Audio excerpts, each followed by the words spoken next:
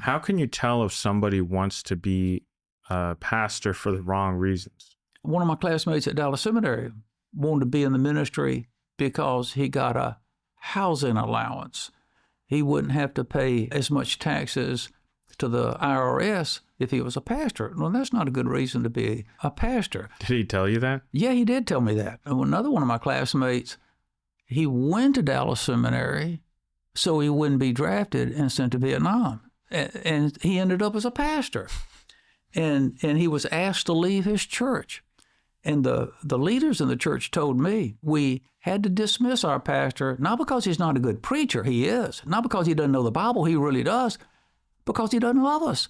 And so I asked him, your elder said that you don't love people in the church. Is that true? And he said, I admit that I do not love people.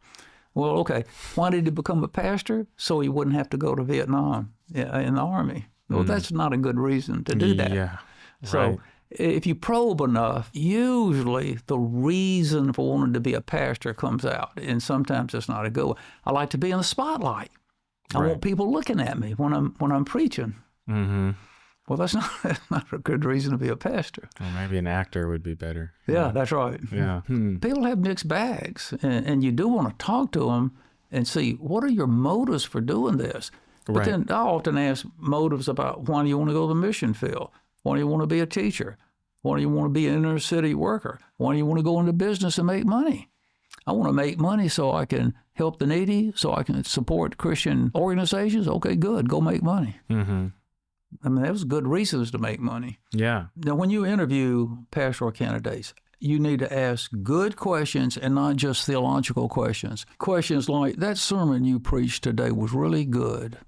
Was that your sermon or somebody else's sermon? That's been a problem with candidating pastors. Sometimes they don't preach their sermons.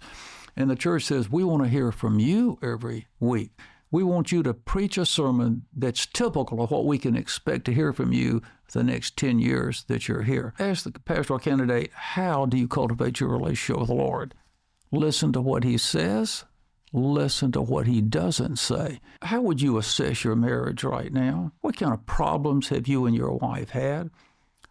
I would even ask this. Have you and your wife been faithful to each other? Has there been any adultery? Because you're going to find out things about him sooner or later, and sooner is better. Yeah. Are there any skeletons in your closet that we need to know about now? We want to know what they are now, not 5 years after you've been here. Having been a faculty member in the classroom for 41 years and a pastor for about 33 years, I am absolutely convinced that your job as a pastor is a lot harder than mine was as a professor in a classroom. And yet, we owe you pastors a great deal.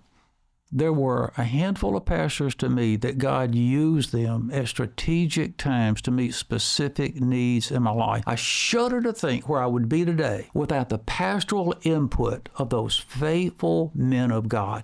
You pastors have an incredibly important position in the church. May God bless you in what you do. And don't quit. Continue to preach the Word of God, love the people of God, and give yourself to them.